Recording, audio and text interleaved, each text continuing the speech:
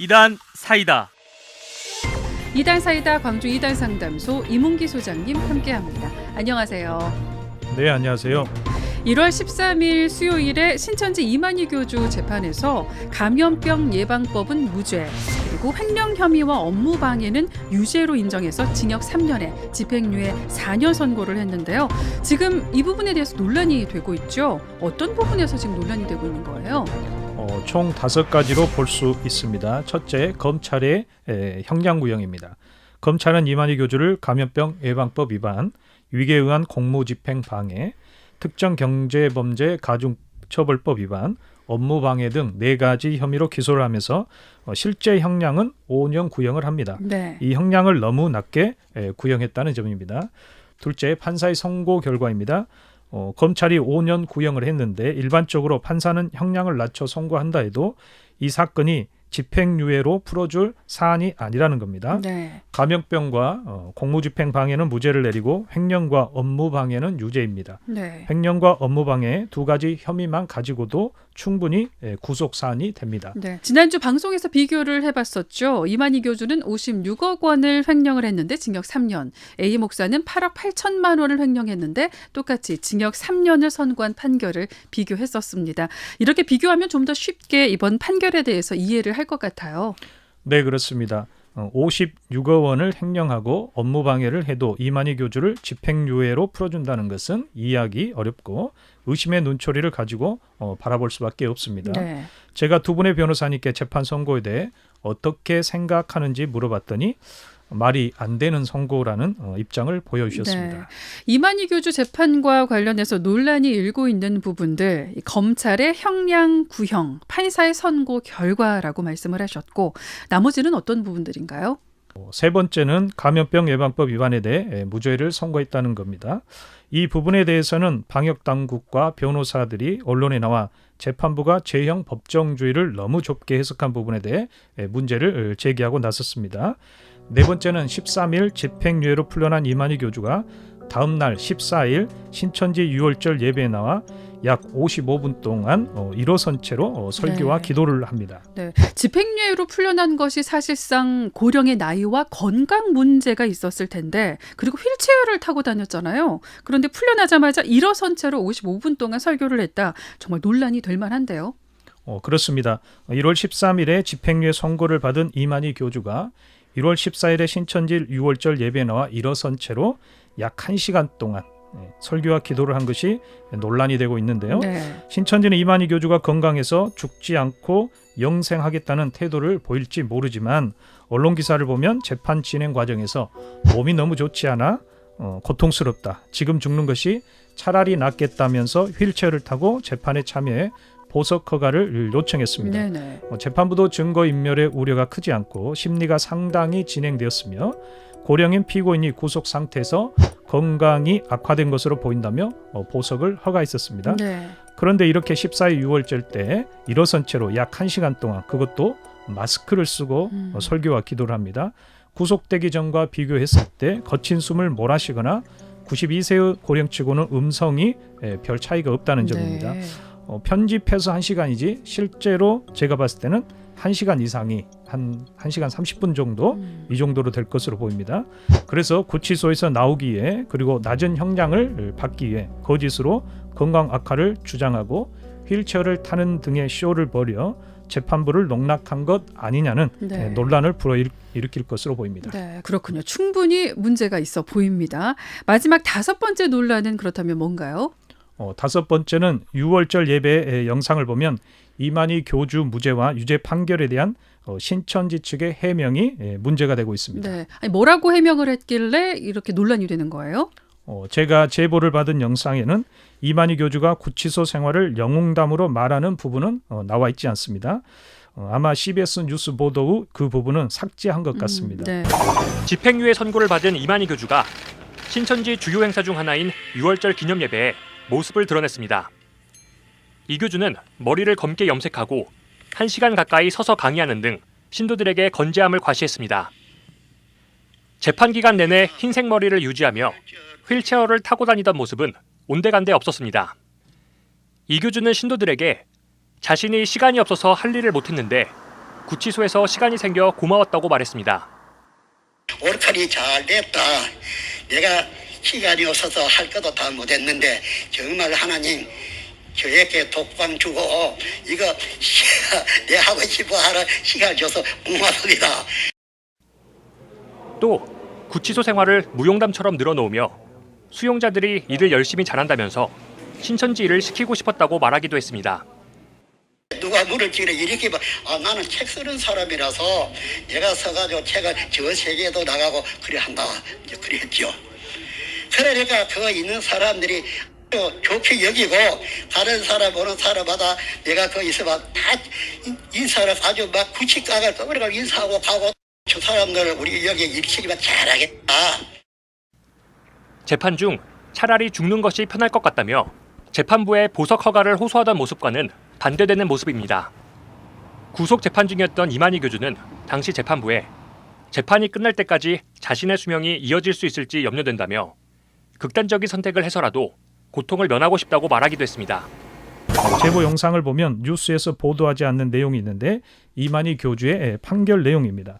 신천지는 감염병 예방법 위반에 대해 무죄받는 이유에 대해 무죄를 받아서 방역을 방해한 것이 아니라는 점이 확인됐고 전체 교인 명단을 제공하고 제공한 자료를 토대로 전 성도 전수조사 등을 진행해 코로나19 감염 최소화를 위해 적극적으로 협조했다고 밝혔습니다. 네. 그런데 이 부분이 거짓말이라는 점이죠. 신천지가 명단을 축소해서 제공했다고 알고 있는데 아마도 이 부분을 말씀하시는 건가요? 그렇습니다. 뉴스 기사를 보면 신천지는 명단을 축소 제공했다고 나옵니다. 애당초 명단을 모두 제공했다면 검찰이 기소할 이유가 없었을 겁니다. 기소가 됐다는 것은 방역에 비협조했다는 의미입니다. 단 재판부는 범죄와 형벌은 법으로 규정돼 있어야 처벌할 수 있다는 죄형 법정주의를 원칙적으로만 적용했기 때문에 명단과 교육장소 제공 단계를 방역법 위반으로 보지 않았다는 것이지 처음부터 신천지가 방역당국에 적극 100% 협조했다는 것은 아닙니다. 네. 전국적으로 유행하는 코로나19는 우리나라가 처음 겪는 감염병 사태여서 그동안 법적인 문제가 미비한 부분이 있다고 전문가들은 말하고 있습니다. 네.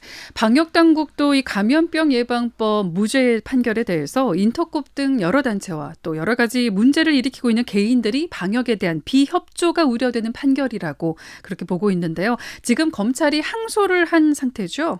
네, 그렇습니다. 수원지검은 18일에 재판부의 법리 오해와 양형 부당을 이유로 항소장을 제출했습니다. 신천지 측도 항소장을 제출해서 수원고법에서 2심이 열릴 예정입니다. 2심 재판부가 방역법 위반을 명단 제출 여부부터 적용한다면 이만희 교주는 유죄받을 가능성이 매우 높습니다. 네, 2심 결과도 지켜봐야겠습니다. 신천지 측에서 이만희 교주의 횡령 혐의에 대해서는 어떤 입장을 밝혔나요? 신천지 측은 횡령 혐의에 대해 이만희 교주가 개인적으로 취득할 의사가 없다는 점을 강조하고 나섰습니다. 그리고 법원이 무리하게 법 적용을 해서 횡령으로 인정됐다고 밝혔는데 네. 이 부분은 거짓인 거죠. 제가 이 문제 때문에 변호사 사무실을 찾아가 6월절 예배 영상을 보여주고 법률 분석을 요청했습니다. 네. 아직 판결문이 나오지 않아 조목조목 법리를 판단할 수 없으나 신천지 측 해명을 보고 2심에서도 횡령 부분은 유죄를 받을 것이라고 말을 했습니다. 형법 강론을 보면 횡령 행위에 대해 다음과 같이 정의를 하고 있습니다. 횡령 행위는 횡령하거나 반환을 거부하는 것으로 불법 영등의 의사를 표현하는 행위를 말한다고 되어 있습니다. 횡령 행위는 객관적으로 인식할 수 있는 방법으로 영득의 의사를 표현하는 행위를 말하는 것으로 정의하고 있는데요. 1심 재판부가 이만희 교주 횡령 혐의를 유죄로 인정했다는 것은 불법으로 취득할 의사가 있다는 것을 인정했다는 겁니다. 네. 그럼 재판부가 어떤 부분을 이만희 교주가 불법으로 취득할 의사가 있다라고 판단을 한 건가요? 국민들에게 잘 알려진 평화의 궁전입니다. 여기서 이만희 교주가 기자회견을 했지 않습니까? 네네. 이만희 교주는 소유가 신천지 명의로 돼 있고 신천지 연수원으로 건축되었으므로 무죄라고 주장하지만 네. 그것이 거짓 해명이라는 것이 등기부 등본에 잘 나타나 있습니다. 네. 평화의 궁전 등기부 등본이 어떻게 돼 있는데요? 평화의 궁전 주소는 경기도 가평군 청평면 고성리 276의 1번지로 한때 통일교에서 소유를 했었습니다. 네. 등기부 등본은 토지와 건물로 나눠져 있습니다. 토지는 2012년 11월 15일에 먼저 매입을 합니다. 명의가 이만희 교주와 김남희 전 원장으로 돼 있습니다. 그런데 매입 당시 신천지 총회 이름으로 구입한 것이 아니고 이만희 교주 개인 이름으로 등기를 합니다. 네. 이 부분을 재판부가 확인한 겁니다. 이만희 교주가 개인 취득 의사가 없으면 본인 이름이 아닌 신천지 총회 이름으로 등기를 해야 하는데 개인 이름으로 등기를 했다는 것은 개인 취득 의사가 있었다고 재판부에서 판단했다는 겁니다. 네. 이 등기는 2014년 12월 30일에 와서 신천지 대표자 이만희로 변경됩니다. 신천지 이만희 교주와 신천지 총회는 신도들에게 이 등기 변화 과정을 설명하지 않습니다. 네. 생략한 채 평화의 궁전, 평화연수원은 그 소유가 신천지 총회로 돼 있다는 말만 해서 네. 신도들에게 진실을 회피한 겁니다. 네. 그러면 이 평화의 궁전의 건물 등기부 등본은 어떻게 돼 있는 거예요? 건물 등기부 등본도 동일합니다. 사실 이 부분이 더 이상합니다. 토지는 2012년에 매입하고 건물은 2014년에 등기가 되어 있습니다.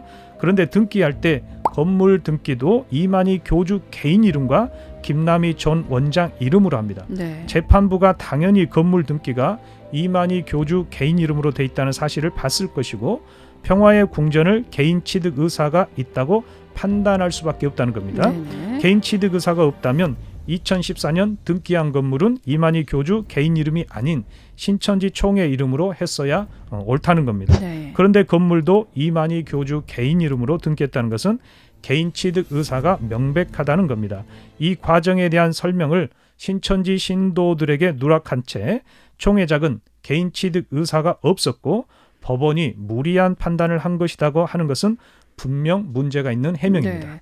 평화의 궁전을 매입할 당시 신천지 헌금 50억 원 이상을 사용하면서 등기는 이만희 교주 개인 이름으로 해놨다는 건 재판부가 개인 취득 의사로 판단해서 횡령 혐의로 인정을 한 건데, 그런데 법원이 무리하게 법 적용을 해서 횡령으로 인정됐다라고 신천지 측은 이렇게 해명을 하고 있다는 거네요. 네, 그렇습니다.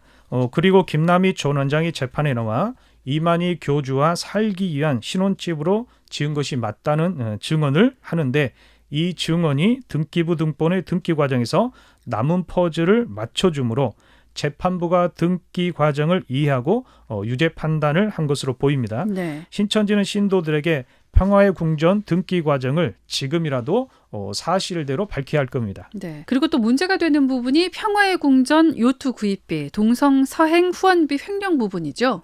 네, 신천지 측 해명을 보면 김남희 전 원장이 혼자 알아서 그 돈을 받아 이만희 교주 명의 통장으로 입금을 한 것처럼 말을 합니다. 그리고 이 사실을 최근에 알았다고 해명하는데 사실 이해할 수 없는 말입니다. 네. 요트 구입비를 집화장들에게 이만희 교주가 요청을 했으면 집화장들이 이만희 교주에게 요트 구입비에 대해 말을 했을 겁니다. 네. 그런데 이만희 교주가 김남희 전 원장이 돈 받은 사실을 몰랐고 최근에 알았다는 것은 설득력이 없어 보입니다. 그리고 각 지파에서 동성서행 등 활동에 대한 후원금을 보냈는데 이때는 이만희 교주 개인 명의 통장에 입금됐다고 합니다. 네. 그런데 성도들이 해외 순방 시 개인적으로 후원한 돈은 하늘문화세계평화광복 일명 하세광으로 명의가 돼 있는 통장에 돈을 보관하고 사용했다고 합니다. 네. 정리하면 지파에서 보내는 후원금은 이만희 교주 개인 명의의 통장에 보관을 하고 성도들이 보내준 후원금은 개인 명의가 아닌 법인 성격을 띠는 하늘문화세계평화광복 통장에 보관을 했다는 건데 이상하네요. 단체 통장도 개인 통장처럼 사용했다는 그런 뜻이 되는 건가요? 일명 화세광 통장을 이만희 교주가 개인이 관리했다는 것 자체가 문제가 됩니다. 자기 통장이 아닌데 개인 통장처럼 가지고 사용했다는 것은 명백한 범죄로 보입니다. 네. 신천지에서 돈 문제로 비방하는 일반 교회에서도 목사님이 교회 통장을 가지고 있기만 해도 문제를 제기하고 큰 사단이 납니다. 네. 신천지 신도들이 합리적 판단을 해본다면 왜 이만희 총회장이 개인 통장이 없는 것도 아니고 어떤 경우에는 개인 통장을 사용하고 또 어떤 경우에는 교회 통장을 사용하고 왜 교회 통장을 가지고 있고 그리고 신천지 교회 통장을 왜 개인 통장처럼 사용하지?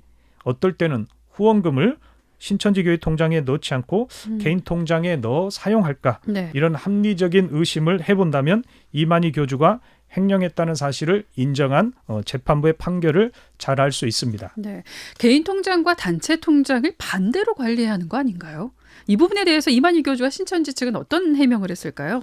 신천지 측 해명은 1심 재판부의 유죄 판단에 대한 변명을 하는 것으로 보입니다. 신천지 신도들의 이탈을 막기 위해 제대로 된 해명, 사실들을 밝히지 않고 꼼수를 부리는 것으로 보입니다.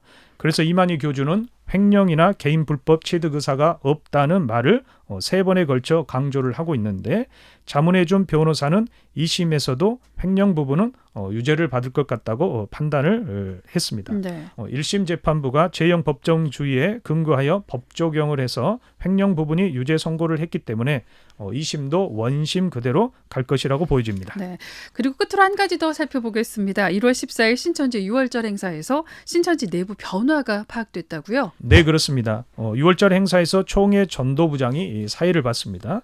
그전에는 보통 최동희 요한지파장이 사의를 받는데 그리고 이만희 교주 구속 상태일 때도 최동희 지파장이 전면에 나서 활동하는 모습을 보였습니다. 네. 그런데 최근에 최동희 지파장이 화면에서 사라졌습니다.